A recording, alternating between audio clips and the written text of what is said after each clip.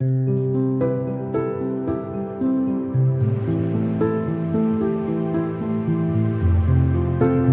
నామానికి వందనాలండి. సమయం ఇచ్చిన దేవాది దేవునికి వందనాలు. పోయిన ఆదివారం మళ్ళీ వాక్యం చెప్తారు. ఎవరెవరు అన్నారు?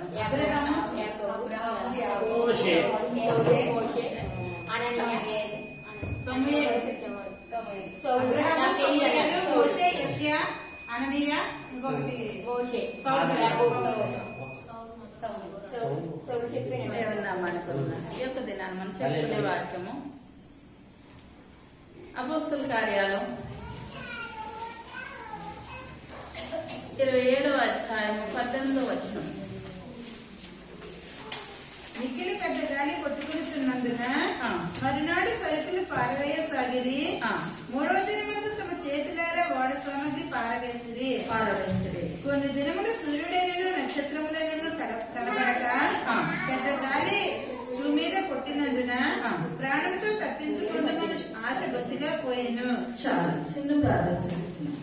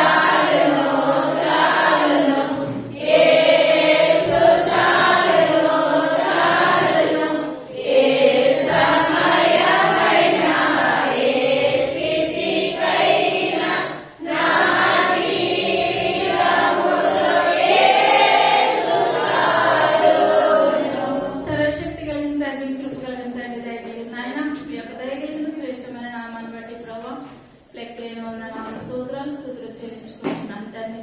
ఈ యొక్క ఆదివారం దినాన్ని ప్రభావం మీ యొక్క మాటలు చెప్పిందిగా నన్ను మరొకపరిచాను. మీ యొక్క పరిశుద్ధాత్మ శక్తి చెప్పగలిగే శక్తిని నాకు దయచేయండి. వినగలిగే శక్తిని బిడ్డలందరికీ దయచేయండి. వాక్యానుసారమైన జీవితాలను అందరికీ దయచేయండి. ఎందువలనంటే వాళ్ళ విశ్వాసం కలిగిన వాక్యం సెలవిస్తున్నది ప్రభావం. వాక్యంలో ప్రార్థనలను మీ సన్నిధిలో బహుగా మీకు దగ్గరగా చూపించే గొప్ప కృపను ధన్యతను అందరికీ దయచేయమని త్వరగా రాబోచున్న యేసయ్య నామమున వేడుకొంచున్నాము తండ్రి. ఆమేన్. హల్లెలూయా. చదువుకున్నాం. మిక్కిలి పెద్ద గాలి కొట్టుచున్నందున మరునాడు సరుకులు పారవేయసాగిరి. మూడవ దినమందు తమ చేతులారా ఓడ సామగ్రి పారవేసిరి. కొన్ని దినములు సూర్యుడైనను నక్షత్రములైనను కనబడక పెద్ద గాలి మా మీద కొట్టినందున ప్రాణములతో తప్పించుకుందామని ఆశ బొత్తిగా పోయిను. చాలా ఇప్పుడు మనం చూసుకున్నట్లయితే పౌలు గారు 3 మిషనరీ యాత్రలు పూర్తయిపోయినాయి. ఇప్పుడు 4వ మిషనరీ యాత్ర అన్నమాట. ఇంకా చనిపోవడానికి సిద్ధంగా ఉన్నారు. ఆ సిద్ధంగా ఉన్న సమయంలో ఇప్పుడు ఇక్కడ రోము పట్టణానికి వస్తున్నారు అన్నమాట పౌలు గారు. కైసరాలో 2 సంవత్సరాలు చెరసాలలో ఉన్నారు. అక్కడ చెరసాలలో ఉండి ఇప్పుడు రోమ్కి వస్తున్నారు. ఆ రోమ్ పట్టణానికి వస్తూ ఉంటుండగా ఖైదీలు మొత్తము 276 మంది 276 మందిని ఆ ఓడలో ఎక్కించుకొని ఆ రోము పట్టణానికి తీసుకొని వస్తుండగా వీళ్ళు ఓడ ఎక్కారు. ఎక్కిన తర్వాత పెద్ద గాలి తుఫాను. వాళ్ళు ఎట్టి వెళ్లాలో కూడా అర్థం కాలేని పరిస్థితిలో ఉన్నారు. ఇప్పుడు ఎంతమంది అండి? 276 మంది ఖైదీలు అనమాట. వీళ్ళందరినీ రోము పట్టణానికి తీసుకొని వస్తున్నారు. అక్కడ చివరి యాత్ర అనమాట పౌలు గారు. ఎన్నో మిషనరీ యాత్ర అండి? 4. దేవుని నామానికి వందనాలు. 3 మిషనరీ యాత్రలు అయిపోయి 4వ మిషనరీ యాత్ర చదువుకుందాం.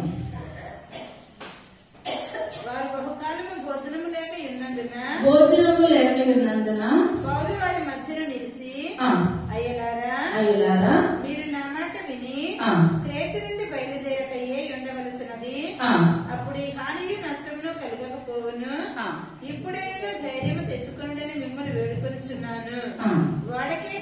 మీలో ఎవరి ప్రాణమునకును హాని కలుగదు. వాడకే గాని మీలో ఎవరి ప్రాణమునకును హాని కలుగదు.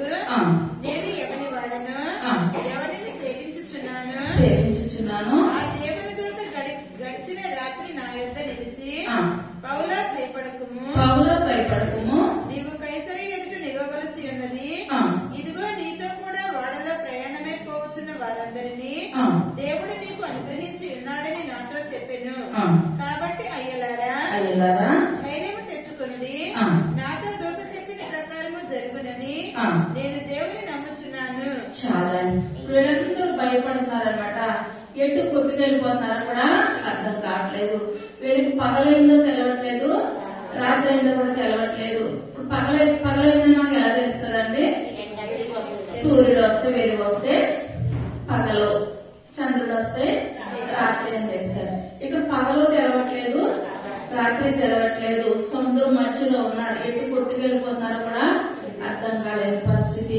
వాళ్ళకి 14 దినాలు అయింది. ఏమీ పచ్చి మంచినీళ్ళు కూడా ముట్టుకోలేని స్థితిలో ఇప్పుడు అందరికీ భయం అనిపిస్తుంది. కరోనా సమయంలో మనందరికీ కూడా ఎవరున్నారో కూడా అర్థం కాలేని పరిస్థితి. ఇక్కడ వాడ మధ్యలో ఉన్నారు. తినడానికి ఏమి కూడా లేదు. ఎందువల్లంటే ఆ పడవ నిండు బరువెక్కిపోతుందని పడవలో సరుకులన్నీ కూడా ఎక్కడ చేశారు? సముద్రంలో వేసేస్తారు. సముద్రంలో వేసినప్పుడు ఏది కూడా దిగ్గజోతని పరిస్థితిలో ఇప్పుడు మనం అనుకుంటున్నాము మన కుటుంబంలో ఒక్కరుంటే చాలు ఆశీర్వదించబడిన వాళ్ళ కుటుంబం అంతా కూడా ఆశీర్వదించబడుతుంది. అదృష్టవంతులు ఒక్కరుంటే చాలు. ఇప్పుడు 12 మంది యాకోబు సంతానంలో యేసేపుని బట్టి దేవుడు ఏం చేస్తాడు? కుటుంబాన్ని అంతటిని కూడా ఆశీర్వదించాడు. మనం అనుకోవాలా, ప్రభా ఇప్పుడు మన పట్టణంలో ఒక్కరున్నా వారిని బట్టి దేవుడు మనల్ని ఆశీర్వదిస్తాడు. ఇప్పుడు 276 మంది ప్రయాణం చేస్తున్నారు ఆ వాడలో. అంతమందిలో ఇప్పుడు ఎవరిని బట్టి దేవుడు ప్రమాదాన్ని తప్పిస్తున్నాడండి? పౌలు గారిని బట్టి. ఏది తినడానికి లేని స్థితిలో దేవుని దోత ఎక్కడికి వచ్చింది? పౌలు గారి దగ్గర వచ్చింది. నిజంగా పౌలు గారి దగ్గర రావడం మీద రక్షించాలంటే ముందే మనకు ఆపదలు ఉండొద్దు కదా అని అనుకుంటాం. కానీ మనం ఎప్పుడైతే ఆపదల్లో ఉన్నామో మనమే కదా, మన చుట్టూ ఉన్న వాళ్ళందరికీ ఏం తెలుస్తుంది? దేవుని గురించి తెలుస్తుంది. మనకి ఏదైనా ఆకలిని చెప్పినప్పుడు పెడితే ఆకలి మీద తెలుస్తుంది. ఆకలిని చెప్పకుండా పెడితే తిన్నవాడు తేనెపట్టునైనా కూడా తొక్కేస్తాడనమాట. మనం ఎక్కువగా తిన్నప్పుడు తేనెపట్టు కూడా ఏమైపోతుంది? చేదనిపిస్తుంది. ఇక్కడ కూడా ఇప్పుడు మిగిలిన వాళ్ళందరికీ దేవుని ప్రేమ తెలవాలంటే అనుకుంటున్నారు. ఇప్పుడు కొంటామో కాసేపు కొంటామో ఏమైపోతామో అన్న భయంతో ఉంటే పౌలు గారు అంటున్నారు, రాత్రి దూత దేవుని దూత ఎవరి దగ్గరికి వచ్చింది? నా దగ్గరికి వచ్చింది, నాతో మాట్లాడింది. నేను ఒక్కడే కాదు, మీలో ఉన్నవారు అందరూ కూడా రక్షింపడతారు. మీ తలలో ఒక్క వెంట్రుక కూడా రాలేదు. దేవుని చిత్తం లేకుండా మన తలలో ఒక్క తలంట్రుక కూడా ఏమవుతుందండి? ఎంత మాత్రము రాలేదు అని పౌలు గారు మిగిలిన వాళ్ళందరినీ కూడా బలపరుస్తున్నారు. తర్వాత అయినను మనము కొట్టుకొని పోయి ఏదైనా ఒక ద్వీపం మీద పడవలసి ఉండునని చెప్పాను. 14వ రాత్రి వచ్చినప్పుడు మేము అద్రియా సముద్రములో ఇటు అటు కొట్టుకొని పోవచ్చుండగా అర్ధరాత్రి వేళ ఓడవారు ఏదో ఒక దేశము దగ్గర పడుచున్నదని ఊహించి బుడదు వేసి చూచి 20 బారల లోతుని తెలుసుకున్నది. ఇంకనే కొంత దూరం వెళ్లిన తరువాత మరలా బుడదు వేసి చూచి 15 బారల లోతుని తెలుసుకున్నది.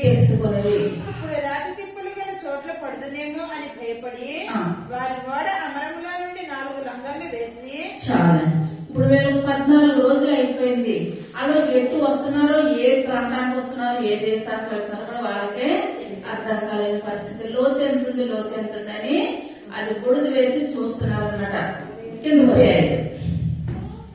ఈ మాటలు చెప్పి ఒక రొట్టె పట్టుకొని అందరి ఎదుట దేవునికి కృతజ్ఞతాస్తుతులు చెల్లించి దాన్ని విరిచి తినసాగను. అప్పుడు అందరూ ధైర్యం తెచ్చుకొని ఆహారం పుచ్చుకున్నది. ఓడలో ఉన్న మేమందరము 276 వారు తిని తృప్తి పొందిన తరువాత గోధుమలను సముద్రంలో పారబోసి ఓడ తేలిక చేసిరి. ఉదయమైనప్పుడు అది ఏ దేశమో వారు గుర్తుపట్టలేదు గాని దరికలేక సముద్రపు సాధ్యమైన ఎడల అందులోనికి వాడని త్రోయవలెనని ఆలోచించిరి. గనుక లంగర్లో త్రాళ్ల కోసి వాటిని సముద్రంలో విడిచిపెట్టి చుక్కానుల కట్లు విప్పి మొదటి తెరచాప గాలికెత్తి సరిగా జరిగి నడిపించిరి గాని 2 ప్రవాహములు కలిసిన స్థలమందు చిక్కుకొని వాడను మెట్ట పట్టించిరి. అందువల్ల అనివి కూరుకుని పోయి కదలకై ఉండెను. అమరను ఆ దెబ్బకు బద్దలైపోసాగెను. ఖైదీలలో ఎవడునో ఈదుకొని పారిపోకుండానట్లు వారిని చంపవలని సైనికులకు ఆలోచన పుట్టెను గాని శతాధిపతి పౌలును రక్షింపనుద్దేశించి వారి ఆలోచన కొనసాగనీయక చాలండి. పౌలు గారు ఏం చేశారు? ఒక రొట్టె విరిచి ప్రార్థన చేసి మనందరూ కూడా సురక్షితంగానే ఉన్నాము. ఎన్ని రోజులు భోజనం లేదండి?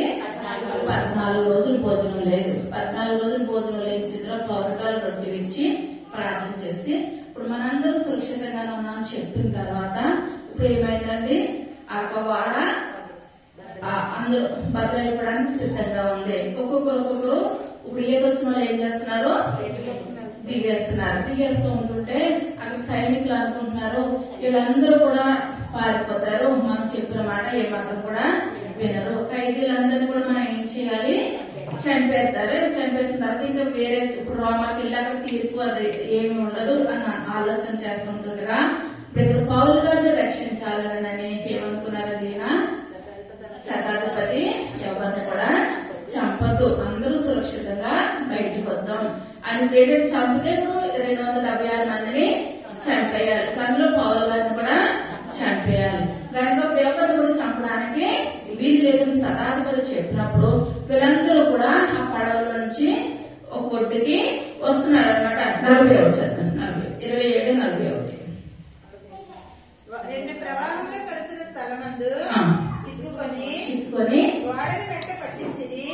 అందువల్ల అనివి కూరుకొని పోయి కదలకై ఉండెను. అమరేమో ఆ దెబ్బకు బద్దలైపోసాగెను.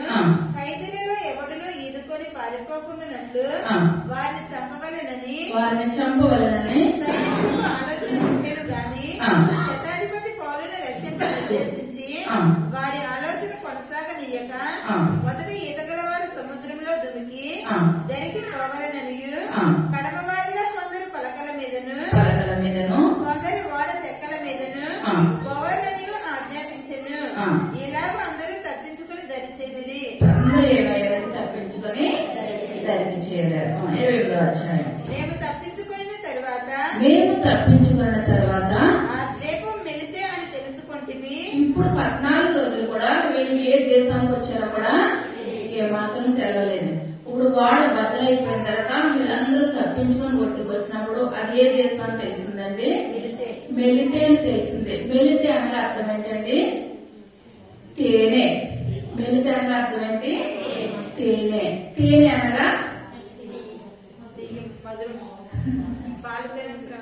పాలతేనె ప్రవహించే దేశం. తేనె అనగా వాక్యం అన్నమాట.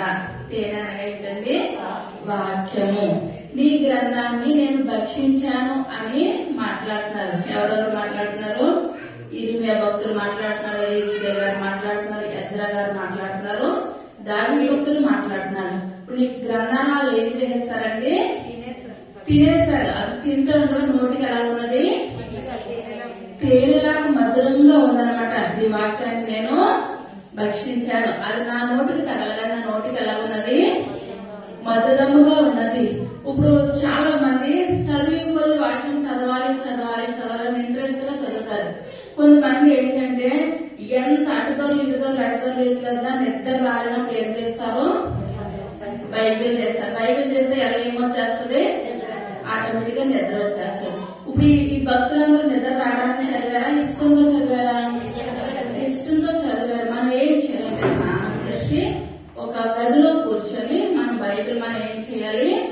ఇష్టంగా చదవాలి. కష్టంగా ఏది కూడా దేవుని పని మనము చేయొద్దు.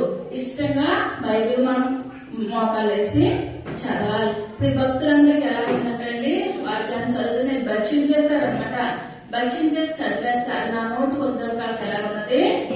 తేనెలాగా తియ్యగా ఉన్నది. ఇక్కడ మెలితే అనగా ఏంటి? అర్థం ఏంటి? తేనె. తేనె అనగా వాక్యం. ఇప్పుడు ఎక్కడికి వచ్చారు? మెలితేనా ద్వీపానికి వచ్చారు. చదువుకుందాం. అనాగరికులకు ఆ ద్వీపవాసులు మాకు చేసిన ఉపచారం ఇంతంత కాదు. ఎలాగనగా అప్పుడు వర్షము కురియుచు చలిగా ఉన్నందున వారు నిప్పు రాజబెట్టి మమ్మల్ని అందరినీ చేర్చుకొనిరి. అప్పుడు పౌలు మోపడి పుల్లలేరి నిప్పుల మీద వేయగా ఒక సర్పము కాకకు బయటికి వచ్చి అతని చెయ్యి పట్టెను. చాలండి. ఇప్పుడు 276 మంది మనం చెప్పబెట్టిన ఒక్కసారి అంతమంది మనకు వచ్చారు మన ఇంటికి, మనం ఏమవుతాం? ఈ విషయం నిన్న తెలిసిన ఊరెళ్ళిపోదాము. భరించడం అంటే కష్టం. ఏదో 1-2-10 మంది అంటే భరిస్తాం, కానీ ఒకసారి 276 మంది అంటే భరించలేము. కానీ ఇక్కడ మెరితే ద్వీపాసులు ఏం చేస్తారంటే 276 మంది వచ్చినప్పుడు వాళ్ళందరూ కూడా ఇష్టంతో చేర్చుకున్నారు. ఇప్పుడు ఎలా వర్షంలో ఇప్పుడు ఎండకెళ్ళి వర్షాన్ని తడిసి ఎండ కూడా రాలేదు. వాళ్ళు 14 రోజులు తిండి తిప్పులో లేకుండా వణుకుపోతూ ఉన్నదప్పుడు వాళ్ళు చలిమంట వేసుకుందామని ఏం చేస్తారంటే పొలాలను దిక్కినేరి ఒక మంట వేసుకున్నారు, చలిమంట వేసుకున్నారు. చలిమంట వేసుకున్న పౌలు గారు కూడా ఏం చేశారు, కొన్ని పొలాలు ఏరుకొని వచ్చి ఆ మంట మీద వేశారు. ఎప్పుడైతే మంట మీద వేశారో ఆ మంటలకు అందులో పెద్ద భయంకరమైన పాము ఒకటి వచ్చేసి పౌలు గారి చేతిని ఏం చేసేసింది, చుట్టేసేస్తున్నారు. చుట్టేసి కాటు వేసేసింది. కాటు వేసిన మిగిలిన ఎవరిని కూడా ఏమీ చేయలేదు. 276 మంది ఏమీ చేయలేదు. పౌలు గారిని ఒక్కరినే అక్కడ కాటు వేసేసి చేతికి చుట్టేసేసింది. ఎప్పుడైతే చుట్టేసేసిందో ఇప్పుడు మిగిలిన వాళ్ళందరికీ ఏం కలిగిందంటే భయం కలిగింది. ఇప్పుడు మన నాలుగు ఏమంటదంటే మన నోరు అప్పుడే మంచి పలుకుతుంది, అప్పుడే చెడు పలుకుతుంది. నిమిషంలోనే చెడు పలుకుతుంది. నరమలేని నాలుగు అంటారు. ఇప్పుడు వరకు కూడా పౌలు గారు మంచి మాట చెప్పారు. ఏమని, దూత నా దగ్గరకు వచ్చింది, నాతో కనబడింది, మాట్లాడింది. 276 మందిలో ఎవరో ఒక తాలెంట్ కూడా బయట రాలేదు అని చెప్పడం అలా జరిగిందంటారా? జరిగింది. ఇక్కడికి వచ్చి మంట వేస్తున్నప్పుడు అక్కడ ఎవరిని కరవకుండా కలిసేసినప్పుడు ఇప్పుడు కైకేలికి ఈయన మంచివాడు కాదని అనిపిస్తుంది. ఇక్కడ ద్వీపవాసులు కూడా ఏమంటున్నారంటే, అయ్యో ఇంత 14 రోజులు అప్పటి వరకు కూడా మీరు తిండి తిప్పులు లేకుండా ఇంత ప్రమాదం నుంచి బయటపడ్డారా, పొందిలేండి అన్న వాళ్ళు ఇప్పుడు ఏమంటున్నారంటే వీళ్ళు ఏ పాపం చేస్తారు. వీళ్ళు ఒక దేవతను కొలుస్తారనమాట. మెలితే అని ఒక దేవతను కొలుస్తారు. అయితే దేవతని పూజలు చేస్తారు, ఆరాధిస్తారు అంటున్నారు. వీళ్ళందరూ కూడా ఒకవేళ దేవుడు కరుణించిన దేవత ఏం చేస్తుంది, దీన్ని ఏమాత్రం కూడా కరుణించలేదు. నువ్వు ఏమాత్రం కూడా మంచివాడు కాదు కాబట్టి నిన్ను ఏం చేస్తుంది, పాము కాటేసేసిందని మాట్లాడుతున్నారు. తర్వాత వేలాడుట చూచినప్పుడు ఏమంటున్నారంటే పౌలు గారిని నరహంతకుడు. నిశ్చయంగా ఈ మనిషి నరహంతకుడు ఇంతమందిని కరవలేదు, కానీ పాము ఎవరిని కలిసింది, పౌలు గారిని కలిసింది. కనుక ముఖం మీదే మాట్లాడుతున్నారు. ఈ మనిషి ఎటువంటి వాడు, నరహంతకుడు. తర్వాత సముద్రము నుండి తప్పించుకున్నాను, న్యాయము అతనిని బ్రతకనియ్యదని చాలండి. సముద్రము నుంచి బయటకు వచ్చినా సరే న్యాయ దేవత ఏం చేస్తుంది, వెళితే అన్న న్యాయ దేవత మా దగ్గరకు వచ్చేటప్పటికి వాళ్ళు నమ్ముకునే దేవత ఏం చేస్తుంది, నేను కాటేస్తుంది. కనుక ఇతను మంచివాడు ఏమాత్రం కూడా కానే కథను ముఖం మీద చెప్తున్నారు. తర్వాత అగ్నిలో జాడించి వేసి ఏ హానియు పొందలేదు, వారతని శరీరం వాచునో లేక అతడు అకస్మాత్తుగా పడి చచ్చును అని కనిపెట్టుచుండిరి. చాలాసేపు కనిపెట్టుచుండిన తరువాత అతనికి ఏ హాయు కలగకుండా చూచి అభిప్రాయం మాని ఇతడు ఒక దేవత అని చెప్పసాగింది. చాలండి. దేవుడు మనకున్నారు. ఇప్పుడు అక్కడ ఉన్న వాళ్ళకి తెలుస్తుంది ఆ పాములు కూడా ప్రతిదీ. పలానా పుట్టిందంటే గంట సేపు బ్రతుకుతారు, పలానా పుట్టిందంటే మినిమం ఎంతసేపు ఒక్కటి పుట్టిందంటే ఇది ప్రాణానికి అపాయం ఏమి ఉండదు. వాళ్ళంటే చుట్టూ వాళ్ళ పాముల్లో తిరుగుతారు కనుక ప్రతి పాము గురించి కూడా వాళ్ళకి ఒక అవగాహన అంటూ వస్తుంది. ఇక్కడ చూసుకున్నట్లయితే అది భయంకరమైన విష జంతువు. అది వెంటనే పుట్టిందంటే ఒళ్ళంతా ఏమైపోతుంది, వాసిపోతుంది, విషం ఎక్కేస్తుంది. దానికి మందే కూడా లేదు, విరుగుడు కూడా లేదు. అంటున్నారు 10 నిమిషాలు చూస్తున్నారు, గంట చూస్తున్నారు, అయ్యో ఒళ్ళు వాసిపోయిందా అది ఇది అని చూస్తున్నారు. కానీ పౌలు గారు ఆ పాముని ఏం చేస్తారండి, అగ్నిలోనే చెయ్యి జాడించేసేస్తారు అనమాట. జాడించేసినప్పుడు అతనికి ఏమీ కలగట్లేదు. అంతకు ముందు ఎలా ఉన్నారో ఇప్పుడు కూడా అలాగే ఉన్నారు. అలా ఉండడం చూసి అక్కడ వాళ్ళందరూ కూడా ఏమంటున్నారో, ఈయన మామూలు మనిషి అయితే ఎవరో కూడా కాదు, ఈయన ఎవరో దేవత. ముందేమన్నారు, నరహంతకుడు. ఒకవేళ సముద్రం విడిచిపెట్టినా సరే న్యాయదేవత ఏమాత్రం కూడా విడిచిపెట్టదు అన్న వాళ్ళు ఏమంటారంటే పౌలు గారిని దేవత. ఎన్నన్నా సరే పౌలు గారు నోటు మాట అంటూ రాలేదు. ఎందువల్లంటే ఆయన గురి ఏంటండి, గుర్రెతో పరిగెడతారు కరెక్టే, కానీ దూత ఏం చెప్పింది, మీరందరూ కూడా సురక్షితంగా ఉంటారు అని దూత చెప్పి ఆ మాటను పట్టుకుని మనం ఏదైనా కష్టాలు, మన లోకంలో కష్టాలు కొలులో వెళ్తా ఉంటాం. కానీ దేవుడు మనకి ఇచ్చిన దర్శనం ఏంటంటే మనం పట్టుకొని ఏం చేయాలి, ముందుకు వెళ్ళినట్లయితే ఎటువంటి దుష్టుడు కూడా ఏ హాని కూడా చేయదు. కానీ మనకి ఇంత కష్టం వచ్చినప్పుడు మనం ఏం చేస్తామో, అయ్యో నా పని అయిపోయిందంటే అయిపోయింది, మన పని అవ్వదు. కానీ మనకి ఈ లోకంలో దేవుడు సృష్టించినప్పుడే మనకి ఎంత ఆయుష్ని పెట్టినప్పుడు ఆయుష్ అయ్యేంత వరకు కూడా సాతాను యోగులు ఎన్నో చేయాలనుకున్న చేస్తుందంటారా, ఏది కూడా చేయలేదు. మన విషయంలో కూడా ఆర్థికంగా శారీరకంగా సాతాను ఎన్నో శ్రమలు పెడుతుంది. కానీ ఆయుష్ ఆరోగ్యం ఇచ్చేది ఎవరండి, దేవుడే. దేవుడు ఇచ్చిన దర్శనాన్ని బట్టి మనం ఏం చేయాలి, ముందుకు కొనసాగాలి. తర్వాత పొప్లి అనే ఒకడు ఆ ద్వీపములో ముఖ్యుడు, అతనికి ఆ ప్రాంతములలో భూములుండెను. అతడు మమ్మను చేర్చుకుని 3 దినముల స్నేహభావంతో ఆతిథ్యమిచ్చెను. చాలా అండి. అక్కడ ఒక ఊర్లో ఇప్పుడు పొప్లి అని ఒక మనుషుడు ఉన్నాడు. అతనికి ఏమున్నాయండి, భూములు ఉన్నాయి, ఆస్తులు అంతస్తులు అన్ని కూడా ఉన్నాయి. ఇప్పుడు అన్ని ఉన్నప్పుడు అతను ఏం చేస్తాడండి, వీళ్ళందరినీ కూడా 276 మందిని చేర్చుకుంటే మాటల.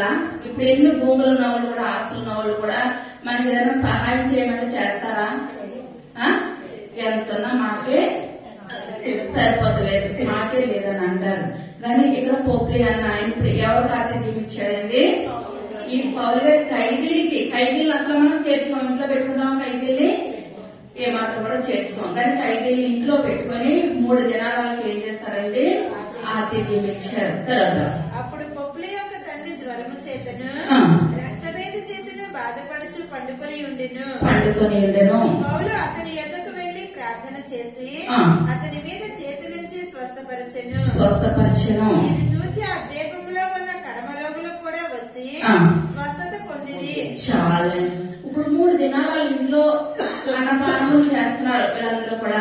వెళ్ళినప్పుడు ఇప్పుడు ఇల్లంతా చూసినప్పుడు ఎవరైనా మన ఇంటికి ఆహ్వానించారనుకోండి, చూస్తాం, అన్ని చూస్తాం. చూసిన తర్వాత ఇది ఇక్కడ ఇలా బాగుంది అని అంటాం. అన్న తర్వాత 3 దినాలు కూడా ఆయన మంచం మీద పడుకున్నప్పుడు పౌలు గారు అంటున్నారు, ఏమైంది 3 రోజులు ఒక్క రోజు కూడా పైకి లేగలేదు ఎలా ఉన్నారంటే, జ్వరము రక్త బిరుదు ఆయన ఏం చేస్తున్నారు, బాధపడుతున్నారు. ఇప్పుడు ఇంకా ఆస్తుందంటారా, ఆస్తుంది. ఎందువల్లంటే వాడలేని మందు లేదు, చూపించలేని డాక్టర్ లేడు, ఇదంతా కూడా అయిపోయింది. చివరికి ప్రయోజనం ఏది లేదు. అప్పుడు అంటున్నారు పౌలు గారు, నేను ప్రార్థన చేస్తాను, నీ తండ్రి ఏమవుతారు, స్వస్థపడతారని. పౌలు గారు ప్రార్థన చేసినప్పుడు అప్పటి వరకు కూడా 8 సంవత్సరాల నుంచి ఆయన మంచం మీద ఉన్నాడు. మంచం మీద ఉన్న వ్యక్తి ఏం చేస్తాడండి, పైకి లేచాడు. ఎప్పుడైతే పైకి లేచాడో అక్కడ ద్వీపవాసులు అందరూ కూడా ఏం చేస్తారు, చూశారు. చూసిన తర్వాత అక్కడ ఉన్న రోజులందరూ కూడా లైన్ ఇచ్చుకుంటున్నారు అనమాట. ఎవరి దగ్గరికి, పౌలు గారి దగ్గరికి. ప్రతి ఒక్కరు వచ్చి ప్రతి ఏం పొందుతున్నారు, స్వస్థత పొందుతున్నారు. ఇప్పుడు ఈ శ్రమే రాకపోతే ఆ మెలుగు ద్వీపవాసులకు దేవుడి గురించి తెలుస్తుందంటారా, ఏ మాత్రం కూడా తెలియదు. మనం అనుకుంటాం కష్టాలు వస్తున్నాయి, ఇబ్బందులు వస్తున్నాయి, ఇరుకులు వస్తున్నాయి. ఆ కష్టాల వెనక ఏమున్నదో గొప్ప విజయాన్ని దేవుడు మనకి దయచేసిన దేవుడు. ప్రభా, మన కష్టాలు ఎదుర్కొనే శక్తిని నాకు దయచేయండి, ఆ శోధనలు ఎదుర్కొనే శక్తిని నాకు దయచేయండి. కష్టాలు ఎంత నాకు ఎటువంటి విజయాన్ని మీరు నాకు దయచేస్తున్నారో నేనైతే ఇంతవరకు చూడగలుగుతాను. ప్రభా, మీరైతే నా బిడ్డలు తరతరాలు చూడగలిగిన గొప్ప దేవుడు. నాయన నాకు శ్రమల కొలుగులో చెప్తున్నా, నాకు మీరేం చేయాలి, సహాయం చేయాలి. కానీ ఇన్ని కట్టుకున్నాడంటే పౌలు ఎటువంటి మనిషి అండి, ఎటువంటి పౌలు గారి ఘనతలు ఎటువంటి అంటే ఫిలిప్పీయులకు రాసిన పత్రిక 3వ అధ్యాయము 5వ వచనం. 8వ దినమున సున్నతి పొందితిని ఇశ్రాయేలు వంశపు వాడనై బెన్యామీను గోత్రములో పుట్టి హెబ్రీల సంతానమైన హెబ్రీయుడనై ధర్మశాస్త్ర విషయము పరిసయ్యుడనై ఆసక్తి విషయము సంఘమును హింసించువాడనై ధర్మశాస్త్రం వల్ల నీతి విషయము అనింద్యుడనై ఉండిని. అయినను ఏవేవి నాకు లాభకరములై ఉండెను వాటిని క్రీస్తు నిమిత్తము నష్టముగా ఎంచుకుంటుని నిశ్చయముగా నా ప్రభువైన యేసుక్రీస్తును గూర్చిన అతి శ్రేష్టమైన జ్ఞానము నిమిత్తమై సమస్తమును నష్టముగా ఎంచుకొనుచున్నాను. చాలా అండి. ఇప్పుడు ఘనతలు ఏంటంటే 8వ దినాన్ని ఆయన సున్నతి పొందారు. ఉన్నతమైన స్థితిలో హెబ్రీయుల యొక్క వంశపు వాడు అనమాట. ఈయన గోత్రం మంచిది, అన్ని కూడా మంచివి. ఆయన క్రైస్తవులు అంటున్నాడు, ఈయన చెప్పుకున్నాను క్రైస్తవులను హింసించాను, ఇవన్నీ చేశాను, నేను ఉన్నతమైన స్థితిలో ఉండవలసిన వాడిని, బెంజమిన్ గోత్రంలో పుట్టినటువంటి వాడును, ఆయన ఏదనుకుంటే అది జరిగిపోతూ ఉండేది. అటువంటి వాడు ఈ లోకాన్ని అంతటి నేను ఏం చేస్తాను పెంటగా ఎంచుకున్నాను. ఇప్పుడు ఆ నాగరికులు వాళ్ళ నాగరికత లేని వాళ్ళందరూ ఇప్పుడు ఈయన ఏమంటున్నారో ముందు నరహంతకుడు అంటే అదే సౌలు కింద ఉన్నప్పుడు ఎవరైనా నరహంతకుడు అని చెప్పగలిగారా? చంటి పిల్లలంటే గర్భిణీ స్త్రీలంటే ఎవరినైనా చంపుతాను అనుకుంటూ వచ్చినప్పుడు నువ్వు నరహంతకుడు మాట్లాడే అధికారం ఆయన ముందున్నదా? వెనకైనా మాట్లాడుతున్నారు, ఎదురు మాట్లాడడానికి రైట్స్ ఎవరికైనా ఉన్నాయా? ఎవరికి కూడా లేవు. కానీ ఈయన ఘనతలు ఏంటంటే అటువంటి స్థితిలో ఉన్నానని ఇప్పుడు దేవుడు ఏం చేశాడు, వాడుకున్నాడు. తగ్గించుకున్న స్థితిలోనికి వచ్చాడు. ఇటువంటి స్థితిలో నా లోకంలో జరిగిందంతా నేను ఎలాగ ఎన్నుకుంటున్నానో పెంటగా ఎంచుకున్నాను. నేను ఎన్నాళ్ళు బ్రతికాను అన్నది కాదు, కానీ బ్రతికినంత కాలం కూడా నేను దేవునికి దగ్గరగా జీవిస్తాను. నా జీవితం అంతా కూడా దేవుని కొరకు వాడబడతానని మాట్లాడుతాను అనమాట. ఆయన మెలితే ద్వీపవాసులు అక్కడికి వెళ్ళినప్పుడు, ఇప్పుడు ఆయన మెలితే ద్వీపవాసులు అని అప్పుడు పేరు, ఇప్పుడు ఏంటంటే పౌలు గారు ద్వీపం అంటారంటండి. ఏ ద్వీపము? ఇప్పుడు అసలు వాళ్ళకి దేవుడు అన్నా తెలియదు, దేవుడు యొక్క మాటలన్నా కూడా ఏ మాత్రం కూడా తెలియదు. సెయింట్ పాల్ ద్వీపం ఐలాండ్ అని ఇప్పుడు పిలుస్తారు అనమాట. ఆయన పిలుస్తున్నప్పుడు ఇప్పటికి కూడా అక్కడ రాయబడి ఉంటుందంటే ఏమని, పౌలు గారి యొక్క ద్వీపము. మనం ఈ లోకంలో ఉన్నప్పుడు మనకు ఒక్కోసారి వస్తూ ఉంటాయి, కష్టాలు గుండా వెళ్తాము, నష్టాలు గుండా వెళ్తాం. ఆయన సముద్రంలో ఈ కష్టాలు ఎందుకు అని అనుకుంటే అక్కడ వాళ్ళందరూ రక్షించబడే విధానం ఉందంటారా? ఏ మాత్రం కూడా రక్షించే విధానము ఎంత మాత్రం కూడా లేనేలేదు. అపొస్తలుల కార్యాలు 16వ అధ్యాయము 6వ వచనం. ఆశీల వాక్యము చెప్పకూడదని పరిశుద్ధాత్మ వారిని ఆటంకపరిచినందున వారు ఫ్రుగియ గలతీయ ప్రదేశముల ద్వారా వెళ్ళిరి. ముసియా దగ్గరికి వచ్చి 16 మేము ప్రార్థనా స్థలములకు వెళ్ళిచుండగా పుత్తోనను దయ్యము పట్టినదై సోద చెప్పుట చేత తన యజమానులకు బహులాభం సంపాదించుచున్న ఒక చిన్నది నాకు ఎదురుగా వచ్చెను. ఆమె పౌలును మమ్మను వెంబడించి, ఈ మనుషులు సర్వోన్నతుడైన దేవుని దాసులు, వీరు మీకు రక్షణ మార్గం ప్రచురించువారై ఉన్నారని కేకలు వేసి చెప్పెను. ఆమె ఇలాగూ అనేక దినములు చేయుచుండెను గనుక పౌలు వ్యాకులపడి దాని వైపు తిరిగి నీవు ఈమెను వదిలిపోమని యేసుక్రీస్తు నామమున ఆజ్ఞాపించుచున్నానని ఆ దయ్యముతో చెప్పెను. వెంటనే అది ఆమెను వదిలిపోయెను. ఆమె యజమానులు తమ లాభసాధనము పోయినని చూచి పౌలును సీలను పట్టుకుని గ్రామపు చావడిలోనికి అధికారుల ఎద్దకు ఈడ్చుకుని పోయింది. అంతట న్యాయాధిపతుల ఎద్దకు వారిని తీసుకుని వచ్చి, ఈ మనుషులు యూదులై ఉండి రోమిలమైన మనము అంగీకరించుటకైనను చేయుటకైనను కూడని ఆచారములు ప్రచురించుచు. చాలా ఇక్కడ ఒక కుమార్తెకి ప్రియులు ఏం చేశారు, స్వస్థపరిచారు. ఎప్పుడైతే స్వస్థపరిచారో ఆ స్వస్థపరిచిన దగ్గర నుంచి వాళ్ళకి ఏం పోయిందో కుటుంబానికి లాభం పోయింది, సంపాదన పోయింది కనుక అప్పుడు పౌలు శీలను ఏం చేస్తారు, చెరసాలలో వేసేసి కాళ్ళకి బండలు బిగించేసి అక్కడ కొడుతూనే ఉన్నారు, కొరడాలతో కొడుతూనే ఉన్నారు. కొడుతున్న సమయంలో కూడా ఇప్పుడు మనం అయితే అనుకోవచ్చు, నాకెంత అవసరమా, నేను మంచికి లేదు, నాకు ఏం ఎదురైంది, చెడు ఎదురైంది, నిమిషము అనుకుంటానే ఉంటాం. కానీ మధ్యరాత్రి వేళ వాళ్ళు ఇంకా బహుగా దేవుని స్తుతిస్తూ ఉంటుండగా దేవుని యొక్క దూత ఎక్కడికి వచ్చిందండి, చెరసాలలోకి వచ్చింది. ఆ యొక్క చెరసాల పునాదులు బద్దలైపోయినాయి. బద్దలైపోయిన అందరూ బయటకు వచ్చేసారు.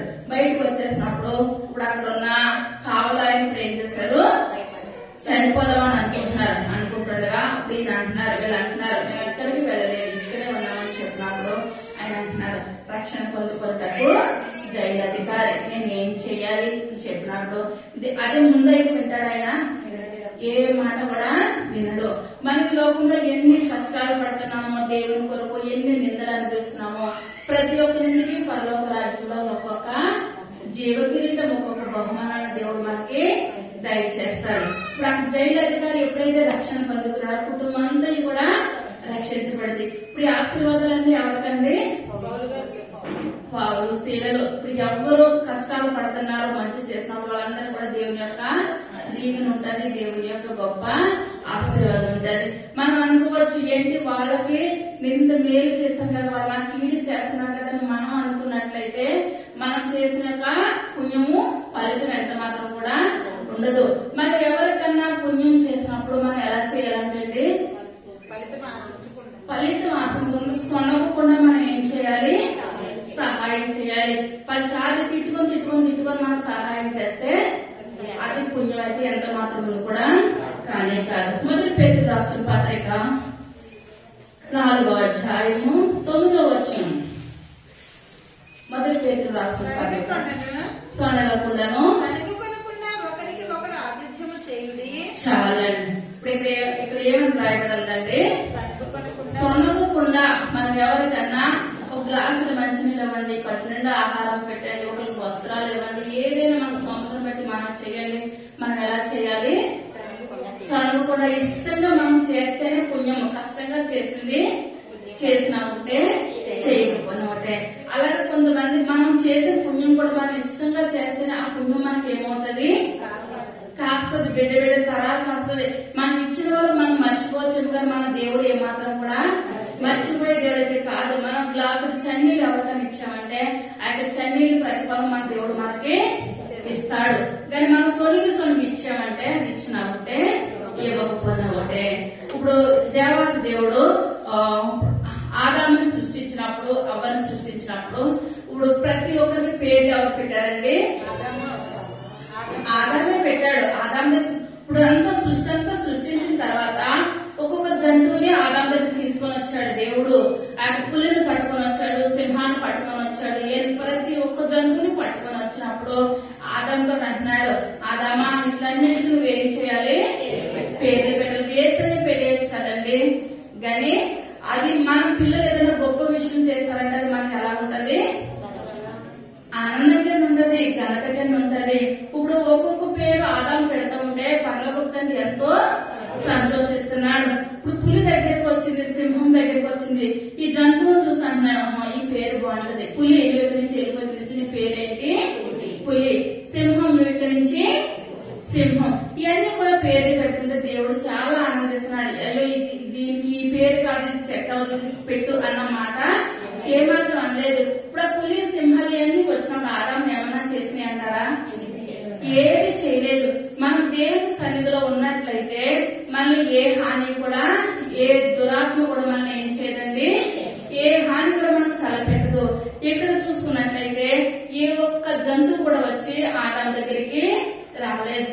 అదే ఆదాము తినదన్న పండు తిన్న తర్వాత సర్పం దగ్గరికి వచ్చింది. మనం కూడా దేవుని చేతిలో ఉన్నంత సేపు కూడా ఏ ఒక్క దుష్టుడు మన దరిదాపుకి రాడు. ఎప్పుడైతే దేవుని చెయ్యి మనం విడిచిపెట్టేస్తామో మన చేతిలో ఎవరు వచ్చి కూర్చుంటారో, సాతానుడు వచ్చి కూర్చుంటాడనమాట. అదే లూకాసు సువార్త 10వ అధ్యాయము 19వ వచనం.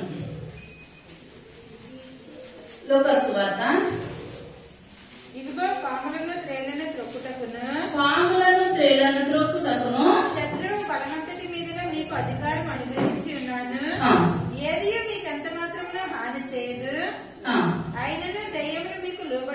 అని సంతోషింపక మీ పేర్లు పరలోకమందు వ్రాయబడి ఉన్నవని సంతోషించుడని. చాలండి. మనం ఈ లోకంలో దేవుని సన్నిధిలో ఉన్నప్పుడు దేవుడే మాట్లాడతాడు. మనం చూసుకోకుండా పాములు తేళ్లు మనం ఏం చేస్తాము, తొక్కేస్తాము. తొక్కినప్పుడు ఆయన సెలవు లేకుండా ఏ ఒక్క పాము కూడా మన ఏది కూడా చేయదు. ఇప్పుడు ఏ ఒక్క జంతువును చాలా జ్ఞానం చేయగలిగిందా? ఏది చేయలేదు.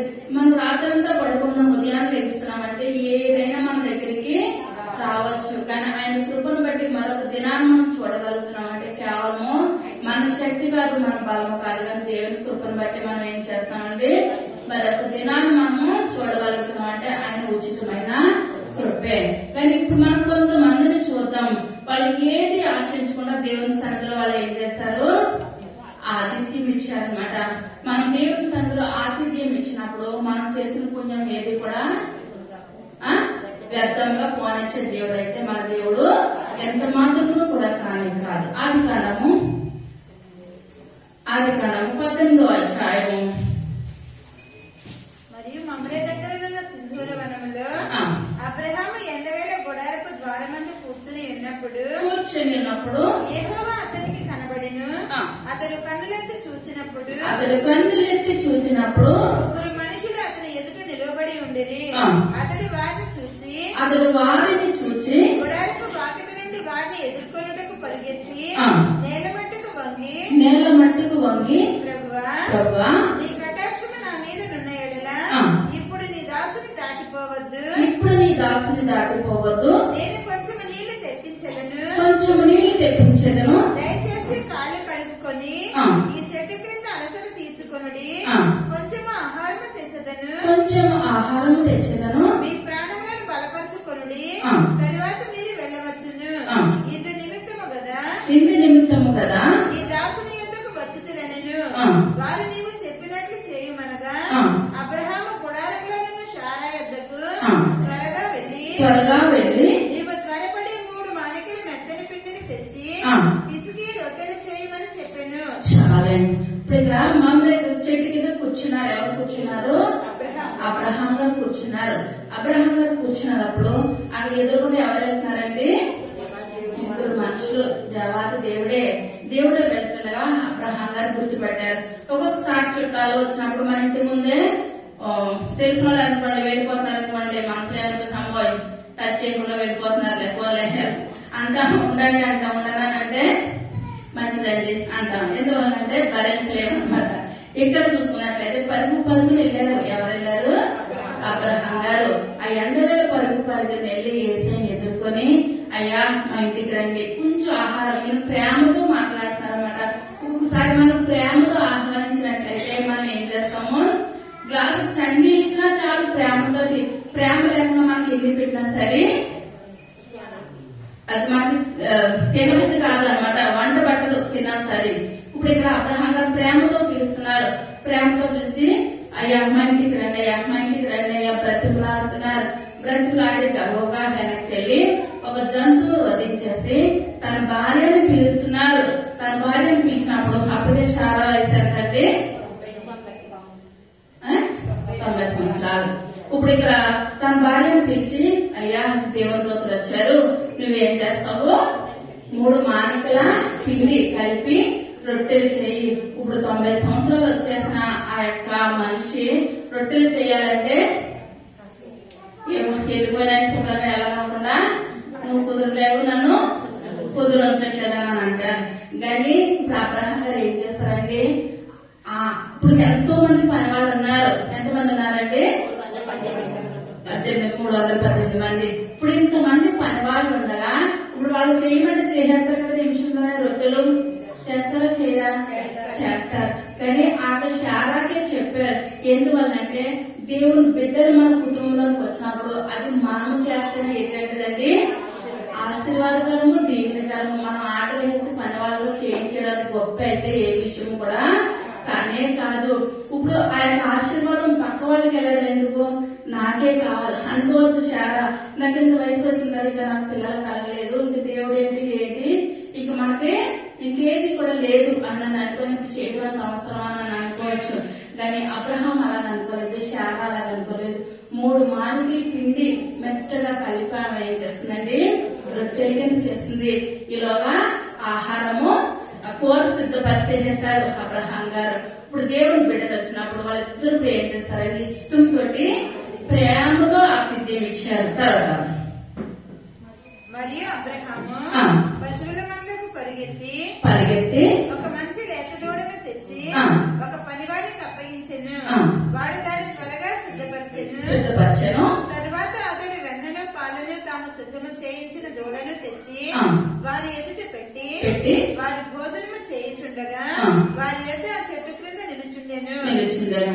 వారు అతనితో నీ భార్య అయిన శారా ఎక్కడనున్నదని అతడు అడుగగా అతడు అదిగో గుడారంగా ఉన్నదని చెప్పెను. అందుకు ఆయన మీదటికి ఈ కాలంలో నీ యొద్దకు నిశ్చయముగా మరలా వచ్చేదను. అప్పుడు నీ భార్య అయిన శారాకు ఒక కుమారుడు కలుగునని చెప్పాను. చాలండి. ఎప్పుడైతే వాళ్ళు భోజనం చేస్తారో భోజనం చేసిన తర్వాత ఇప్పుడు దేవాది దేవుడు ఆశీర్వదిస్తున్నాడు అనమాట. ఏంటి?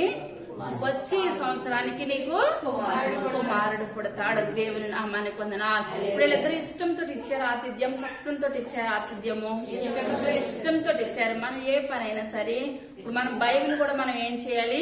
ఇష్టంతో చదవాలి. కష్టంతో మనం ఏ పని కూడా ఈ లోకంలోనూ చేయకూడదు. ఇప్పుడు ఇక్కడ ఎప్పుడైతే ఇష్టంతో వీళ్ళు చేశారో వెంటనే దేవాతి దేవుడు అంటున్నాడు, వచ్చి ఈ రోజుల కల్లా నీకు కుమారుడు పుడతాడు అని చెప్పినప్పుడు అక్కడ ముందు శారా నవ్వింది, కానీ తర్వాత నమ్మింది.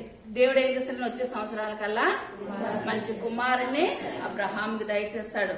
రెండవదిగా 2వ రాజుల గ్రంథము 4వ అధ్యాయము 8వ వచనం. 2వ రాజుల గ్రంథము. ఒక దినమందు ఎలీషా షూనేము పట్టణమునకు పోగా అతని ఘనురాలైన ఒక స్త్రీ భోజనముకు రమ్మని అతని బలవంతము చేసిన గనుక అతడు ఆ మార్గమున వచ్చినప్పుడెల్లా ఆమె ఇంట భోజనము చేయించు వచ్చెను. కాగా ఆమె తన పెనిమిటిని చూచి మన ఎద్దకు వచ్చి పోవచ్చున్న వాడు భక్తిగల దైవజనుడని నేను ఎరుగుదును. కావున మనము అతనికి గోడ మీద ఒక చిన్న గది కట్టించి అందులో అతని కొరకు మంచము బల్ల పీట దీపస్తంభము నుంచుదము. అతడు మన ఎద్దకు వచ్చినప్పుడెల్లా అందులో బస చేయించు వచ్చునని చెప్పాను. చాలండి. ఇప్పుడు ఎవరు వచ్చారండి? ఇక్కడ ఎలీషా గారు వచ్చారు. షూనేమి పట్టణానికి వచ్చాడు. షూనేమి పట్టణానికి వచ్చినప్పుడు అక్కడ గనురాలైన ఒక స్త్రీ, ఉన్న స్త్రీయా లేని స్త్రీయా? ఉన్న స్త్రీయే. ఆ యొక్క స్త్రీకి ఇప్పుడు ఏం పొదుపుగా ఉన్నది? సంతానం పొదుపుగా ఉన్నది. అప్పుడు సంతానం గురించి కూడా ఆమె ఆతిథ్యము ఇవ్వట్లేదు. అనుకుంది, ఇక నాకు ముసలి వయసు అయిపోయింది, నా భర్త కూడా ముసలివాడు అయిపోయాడు, ఇంకా మాకు సంతానము కలగదు అని అనుకుంది. కానీ ఆమెకి ఏ ఆశ అండి? దైవజనులకు ఆతిథ్యం ఇచ్చేటువంటి గొప్ప ఆశ ఉన్నది ఆ యొక్క స్త్రీకి. ఇప్పుడు తన భర్తతో అంటుంది, అయ్యా దైవజనుడు మన పట్టణానికి వస్తున్నాడు, అక్కడక్కడ ఉంటున్నారు, కాసేపు మనం ఏం చేయాలి? సేద తీర్చాలి కనుక ఇప్పుడు మన ఇంట్లో ఇప్పుడు ఎవరింటికన్నా వెళ్ళామనుకోండి, మనకి పడుకోవాలని అనిపించినా మనం ఏం చేయాలి? బిర్రగా కూర్చుంటాం. ఎందువల్లంటే ఒకళ్ళ ఇంటికి వచ్చిన తర్వాత పడుకోవడానికి వీలవ్వదు. కూర్చొని అనుకుంటే ప్రాణం అనిపిస్తుంది. మన ఇంటికి మనం ఎప్పుడు వెళ్ళిపోతాము, ఎప్పుడు రెస్ట్ తీసుకుంటాం, ఎప్పుడు వెళ్ళిపోతామని అనిపిస్తుంది. ఈమంటుంది అటువంటిది ఏది కూడా లేకుండా ఆయనకి ఒక గది కట్టించేద్దాము. ఆ గది ఆయన వచ్చినప్పుడల్లా తీసుకొని బస చేస్తారు. ఒక మంచము, ఒక బల్ల, దీపస్తంభము, పీట, ఇవన్నీ కూడా ఆయనకి సిద్ధపాటు చేద్దాం. మనం భోజనం పెడదాం. ఎన్ని రోజులు ఉంటారో మన పట్టణానికి వచ్చినప్పుడు రెస్ట్ తీసుకుంటారు. అన్ని రోజులు కూడా ఆయనకి ఇదంతా మనం సదుపాయం చేద్దామని చెప్పినప్పుడు తన భర్త ఏం చేస్తాడండి? నువ్వేదంటే నేను అదే చేస్తానని తన భర్త ఒప్పుకున్నాడు. తన భర్త ఒప్పుకున్నప్పుడు ఆయన అక్కడికి వచ్చినప్పుడు అల్లా కూడా ఎన్ని రోజులు ఉన్నారో ఆయన పని అయ్యేంత వరకు కూడా అక్కడ ఉండి ఆయన పరిచయం చేసి అక్కడి నుంచి వెళ్తా ఉండగా ఒకనొక దినం ఏంటి ఇప్పుడు మనం ఏదైనా ఎవరినైనా మనకు మేలు పొందుకోవాలని అనుకుంటే కొంతమంది ఏం చేస్తారంటే, ఇప్పుడు చేపలు పట్టి వాళ్ళు ఏం చేస్తారు, ఒక అదేంటండి అంటారు, వాళ్ళ కాదు, గేలానికి ఏం పెడతారు? ఎర్ర పెట్టి చేపలు ఆగుతారని అంటారు. ఇప్పుడు ఎర్రేసి ఇప్పుడు ఏం చేస్తారు? చేపలు ఆగుతారని అంటారు. ఇప్పుడు ఈమె కూడా దైవజనుని చేరదీస్తుందని అంటే ఏదో ఆశ కలిగి చేరదీస్తుంది. కానీ ఈయన వచ్చినప్పుడల్లా కూడా ఈమె ఏదన్నా నన్ను అడుగుతుందేమో అని చూస్తుంటే ఏది అడగట్లేదు. అప్పుడు పనివానికి కబుపెట్టి ఈ యొక్క స్త్రీ మనల్ని ఎంత మంచిగా చూస్తుంది కదా, అసలు వీళ్ళకి ఏం అవసరం ఉన్నది, మనల్ని ఏది కూడా అడగట్లేదు కదా అని అనుకుంటుంటే అప్పుడు ఈయన పని ఆయన వెళ్ళి ఆయన అడిగాడు, అమ్మ నీ అవసరత ఏంటంటే ఇంక మాకు వృద్ధాప్యం వచ్చేస్తుంది కదండి, మాకైతే పిల్లలు లేరు, ఇప్పుడు పిల్లల గురించి అయితే నేనేం ఆశపడతలేదు, ఏంటంటే సేవకుల్ని మనం ఏం చేయాలి, గౌరవించాలి, ఆదరించాలని ఒక ఆశతోటి నేను చేస్తున్నాను తప్పించి అంతకు మించి ఏది కూడా లేదని చెప్పినప్పుడు అప్పుడు ఈ యొక్క మాట తన పనివాడు చెప్పినప్పుడు ఈయన అంటున్నారు, ఆమె దగ్గరికి వెళ్ళి చెప్పు, వచ్చి ఈ రోజుకి ఏం కలుగుతుంది, కుమారుడు కలుగుతాడు, దేవుని నామానికి వందనాలు. ఆశపడిచ్చిందంటారు ఆతిథ్యం, ఆశ పడకుండా ఇచ్చింది ఆతిథ్యము, ఆశ పడకుండా ఆతిథ్యం ఇచ్చింది. కలిగాడంటారా కుమారుడు, దేవుడు ఏం చేస్తాడంటే మంచి కుమారుణ్ణి దయచేశాడు. తిట్టుకుంటా ఇచ్చిందా, విసుక్కుంటా ఇచ్చిందా ఆతిథ్యము, ఇష్టంతో మనసుపూర్వకంగా గది ఇచ్చేసింది, మంచం ఇచ్చింది, బల్ల, దీపము, పీట ఇవన్నీ కూడా సిద్ధపాటు చేసింది. అనగా ఇన్ని సిద్ధపరిచినా సరే ఏది కూడా ఆశించకుండా ఏం చేసిందండి ఒక గనురాలైన స్త్రీ, ఆతిథ్యం ఇచ్చింది అనమాట. తర్వాతగా మనం చూసుకున్నట్లయితే ఇప్పుడు మరియా మార్తల దగ్గరికి ఇంటికి ఎవరు వచ్చేవారండి, ఎక్కువగా యేసయ్య వచ్చేవారు. బేతనియాకు వచ్చినప్పుడల్లా కూడా ఎక్కడికి వచ్చేవారు, మరియా మార్త ఇంటికి వచ్చేవారు. మరియా మార్త ఇంటికి వచ్చినప్పుడు వాళ్ళు ఏదైనా ఇసుక్కొని ఆతిథ్యం ఇచ్చారా యేసయ్యకి, ఇష్టపూర్వకంగా. ఇప్పుడు మరియా అయితే ఆయన పాదాల చెంత కూర్చొని ఆయన ఏ వాక్యం చెప్తున్నారు వినాలి, ఏ వాక్యం చెప్తున్నారు వినాలి అని ఆశతో ఆయన పాదాల చెంతనే కూర్చుండేది. ఇప్పుడు నేను ఇంకో గంట ఎక్కువ చెప్తానంటే తలకాయ ఊపుతారు, కానీ ఇంటికి వెళ్ళిన తర్వాత చాలా పనులు ఉన్నాయి, ఏంటంటో ఎవరికున్న ఆలోచనలో వారికి ఉంటాయి. భర్త విసుక్కోవచ్చు, పిల్లలను చక్కబెట్టుకోవాలి, ఇదంతా కూడా ఎవరి పనులు డ్యూటీలు ఉంటాయి, ఇదంతా కూడా చేసుకోవాలి. కానీ ఎన్ని దినాలున్నా సరే మరియా ఏం చేస్తుందంటే ఆయన పాదాల చెంతే కూర్చొని యేసయ్య నాకు ఏం చెప్తారని అనుకుంటుంది. ఇప్పుడు మార్తకున్న ఆలోచన ఏంటంటే యేసయ్య మా కుటుంబానికి వచ్చినప్పుడు ఆయన కడుపు నిండా ఆహారం పెట్టేయాలి. ఇప్పుడు అస్తమానం వచ్చి వాళ్ళకి వెరైటీలు చేసేస్తామంటారా, ముందు రోజు మంచిగా చూస్తాం, రెండో రోజు చూస్తాం, మూడో రోజు నుంచి గరిటెలు దబుడు మనిపోతాయి అనమాట. కానీ ఇక్కడ మార్త అయితే అలా కాదు, యేసయ్య వచ్చారనేటప్పటికి రకరకాల పిండి వంటలు చేసేయాలి, రకరకాలు చేసేసి నేను ఆయనకి పెట్టాలి అనుకుని ఒక్కొక్కసారి అంటుంది, అయ్యా మార్తను ఒకసారి మరియాను ఒకసారి నా దగ్గరికి రమ్మని నాకు సహాయం చేయమని చెప్పినప్పుడు దేవాతి దేవుడు అనుకుంటున్నాడు, నేను ఎప్పుడు కూడా మీ దగ్గర ఉండను కదా, నా మాటలు ఏం చేయాలి, ఆయన మాట తినడానికి తాగడానికి రాలేదు, ఆయన ఇక్కడికి ఎందుకు వచ్చారండి, నశించిన ఆత్మలను వెతికి రక్షించడానికి ఈ లోకంలోనికి వచ్చారనమాట. ఇప్పుడు ఏదైనా ఇప్పుడు మరి అనుకునేది ఏంటంటే ఆయన మాటలు వినాలని, మార్త అనుకునేది ఏంటంటే ఆయన కడుపు నిండా ఆహారం పెట్టాలని. ఏనవుతుంది ఇద్దరు మంచిగానే చేస్తారు. చేసిన తర్వాత తన యొక్క ఏకైక తమ్ముడైన లాజరు ఏం చేస్తాడండి, చనిపోయాడు. చనిపోయిన తర్వాత అప్పుడు వీళ్ళు అనుకుంటున్నారు, అయ్యో ఎక్కువగా యేసయ్య వచ్చినప్పుడు బేతనియా వచ్చినప్పుడు మన దగ్గరికే వచ్చేవారు కదా, ఇక్కడికే వచ్చేవారు కదా, కానీ నా తమ్ముడు అనారోగ్య పరిస్థితి వచ్చినప్పుడు ఒక్కసారి యేసయ్య వస్తే నా తమ్ముడు ఏమవుతాడు, బ్రతుకుతాడు, పైకి లెగిస్తాడు అని కూడా ఎన్ని మందులు వేసినా ఎంత మంది వచ్చినా సరే వాళ్ళ కన్నులు ఎటువైపు చూస్తున్నాయండి, యేసయ్య రావాలని యేసయ్య కొరకే చూస్తున్నారు. కానీ చివరికి లాజరు చనిపోయారు. చనిపోయిన తర్వాత ఎన్ని రోజులకు వచ్చారండి, 4 రోజులకు వచ్చారు. ఎందువల్లంటే అక్కడ ఆ రకంగా కార్యము జరగాలి అంతవరకు. అప్పటి వరకు కూడా అప్పటికప్పుడు చనిపోయిన వారు లేచారు. 4 రోజులుగా చనిపోయిన వారు లేచింది ఎవరండి, లాజర్ని దేవాది దేవుడు లేపాడు. 4 దినాలు అయిన తర్వాత యేసయ్య అక్కడికి వచ్చినప్పుడు ఆ యొక్క మార్త పరిగెట్టుకుంటా వెళ్ళింది, యేసయ్య వస్తున్నారని చెప్పినప్పుడు పరిగెట్టుకుంటా వెళ్ళి ఒకటే మాట అంటుంది, ఏమని, అయ్యా నువ్వు ఇక్కడ ఉన్నట్లయితే నాకు తమ్ముడు చనిపోడు అన్నప్పుడల్లా యేసయ్యకి బాధ అనిపిస్తుంది. అయ్యో నేను లేపడానికి వచ్చాను కదా. తర్వాత ఆ విషయము మరియాకు తెలిసింది, యేసయ్య వచ్చారని. ఆ గదిలో అనేక మంది ఉన్నారు, కానీ ఎంత మంది ఉన్నా సరే ఆమెకి ఏం కలగలేదు, ఓదార్పు పొందలేకపోయింది. ఎప్పుడైతే యేసయ్య వచ్చారని చెప్పారో ఆమె పరిగెట్టుకుంటా యేసయ్య దగ్గరికి వచ్చింది. యేసయ్య దగ్గరికి వచ్చినప్పుడు వీళ్ళందరూ కలిసి నడమ్మా ఆ యొక్క లాజరుని చూద్దామని చెప్పినప్పుడు వీళ్ళు అంటున్నారు, అయ్యా ఇంక వాసన వచ్చేస్తుంది, మన యొక్క ఆత్మ ఎప్పుడైతే వెళ్ళిపోయింది శరీరం ఏమవుతుందండి, వాసన ఎందుకు పనికిరాదు. అప్పుడు దేవుడు అనుకుంటున్నారు, ఇది దేవుని యొక్క చిత్తాన్ని బట్టి పని నిమిత్తమే ఈ యొక్క కార్యము జరుగుతుంది అనుకుని అక్కడికి వెళ్లి లాజరు బయటికి రాని బిగ్గరగా కేక వేసినప్పుడు లాజరు ఏం చేస్తాడండి? బయటికి వచ్చాడు. ఇప్పుడు ఎటువంటి ఆతిథ్యం ఇచ్చారు? ఇష్టంతో. ఇప్పుడు ఇంత కష్టం వచ్చినా సరే ఆయన రోజు రోజుకి మా దగ్గరికి వచ్చేసి తింటానే ఉండేవాళ్ళు, మేము చేస్తానే ఉండేవాళ్ళు. మాకు ఆపద వచ్చినప్పుడు ఈయన రాలేదని సొనుక్కున్నారా?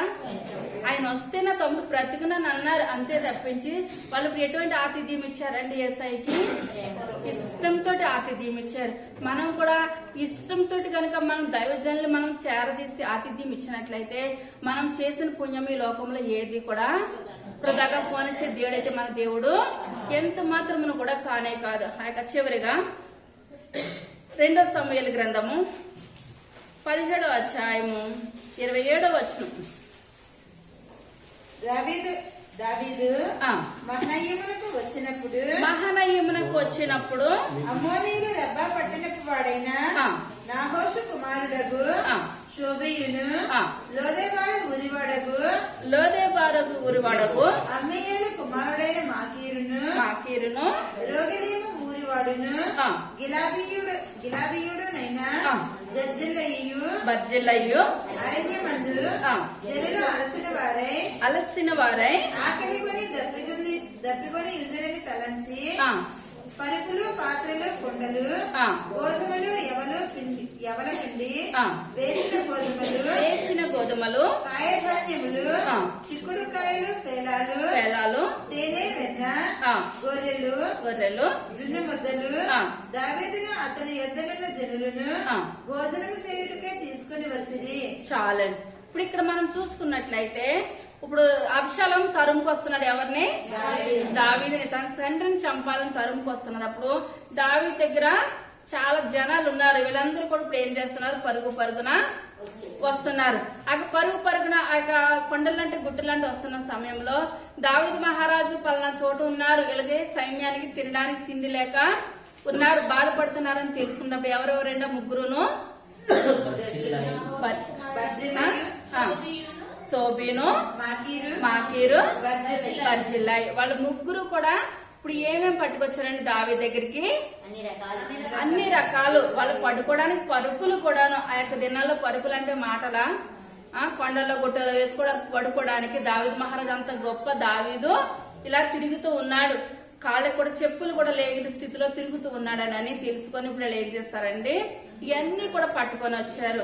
ఇవన్నీ కూడా పట్టుకొని వచ్చేటప్పటికి బర్జిల్లాయి వయసు ఎంత? తర్వాత చదువుకుందాం. 28. అరణ్యమందు జనులు అలసిన వారై ఆకలి కొని దప్పికొని ఇందులని తలంచి పరుపులు పాత్రలు కొండలు గోధుమలు ఎవల పిండి వేసిన గోధుమలు కాయధాన్యములు చిక్కుడుకాయలు పేలాలు తేనె వెన్న గొర్రెలు జున్ను ముద్దలు దావీదును అతని ఎద్దనున్న జనులను భోజనం చేయుటకే తీసుకుని వచ్చింది. చాలు. ఇదంతా తీసుకొని వచ్చారు. తీసుకుని వచ్చిన తర్వాత ఇప్పుడు అక్కడికి ఇప్పుడు ఏమైందంటే అతనికి 80 సంవత్సరాలు దాటిపోయిన బర్జిల్లాయి వయస్సు. ఇప్పుడు 80 సంవత్సరాలు దాటిపోయిన అతనికి ఏం బ్రతికేస్తాడండి? ఇప్పుడు దావీదు త్వరలోనే తన కుమారుడు చనిపోతున్నది. అప్పుడు దావీదు మహారాజు ఇప్పుడు ఏ పదం వస్తుంది? రాజు. సింహాసనం ఎక్కేస్తాడు. సింహాసనం ఎక్కేసినప్పుడు ఎప్పుడైతే కుమారుడు చనిపోతాడో తెలిసిపోతుంది. చనిపోతాడు. ఇప్పుడు తర్వాత స్థానం ఎవరిది? దావీదుదే. దావీదు సింహాసనం ఎక్కేస్తాడు అన్నదప్పుడు ఇప్పుడు బర్జిల్లాయి ఇప్పుడు 80 సంవత్సరాలు దాటిపోయి 85 సంవత్సరాలు వచ్చేసినాయి. ఇప్పుడు అంత వయసున్న అతను ఆ ఎడారిలో దావీదు దగ్గరికి అన్ని పట్టుకొని వచ్చారు. ఇవన్నీ పట్టుకొని వచ్చి అన్ని పెట్టిన తర్వాత ఒకే ఒక మాట చెప్పొచ్చు, అయ్యా నువ్వు త్వరలో మళ్ళా రాజు కాబోతున్నావు కదా, నువ్వు రాజు అయిన తర్వాత నన్ను ఒకసారి జ్ఞాపకం చేసుకో అని అనొచ్చు. కానీ ఈయన ఏది కూడా అనలేదు. ఏది కూడా అనలేని స్థితిలో ఇవన్నీ తిన్న తర్వాత దావీదు మహారాజు అంటున్నాడు ఏమని, అయ్యా నువ్వు నాతో కూడా మా యొక్క ప్రాంతానికి నువ్వు వచ్చేసినట్లయితే నేను రాజుని అయిపోతాను కదా, నా పక్కన ఒక సింహాసనాన్ని నీకు వేస్తాను, నువ్వు కూర్చుంది. కానీ దావీదే అంటున్నాడు నువ్వు నాతోటి వస్తావా అని చెప్పినప్పుడు బర్జిల్లాయి అంటున్నాడు, అయ్యా వయసు అయిపోయిన వాడిని నేనేం చేయాలి, నేను ఇంకా రావాల్సిన అవసరము ఇంకెందువలనంటే వచ్చినా ఒకటే రావకపోయినా ఒకటే. కానీ నువ్వు ఎక్కడున్నా ఎలా ఉండాలి, మంచిగా ఉండాలి, క్షేమంగా ఉండాలి. నువ్వొక్కడో బాగున్నట్లయితే నీ ద్వారా అనేకమైన బిడ్డలు బాగుంటారు. ఇదొక్కటే చాలు. ఆశించి తెచ్చాడంటారు ఇవన్నీ బర్జీలయ్యి, ఏది కూడా ఆశించి చేయలేదు. కానీ అక్కడ ఇదంతా పెట్టినప్పుడు ఇది జీవ గ్రంథంలో వ్రాయబడిన ప్రతి మాట కూడా పరిశుద్ధాత్మ తండ్రి వ్రాయించిన మాటలే. ఇతను హృదయపూర్వకంగా ఇదంతా పట్టుకొచ్చినప్పుడు, ఏది ఆశించకుండా పట్టుకొచ్చినప్పుడు ఎవరు చూసారండి? ఇదంతా కూడా ధర్మ కార్యాలు దేవాతి దేవుడు చూశాడు. ఇప్పుడు అపొస్తల కార్యాల ద్వారా తీయొద్దు, సమయం లేదు.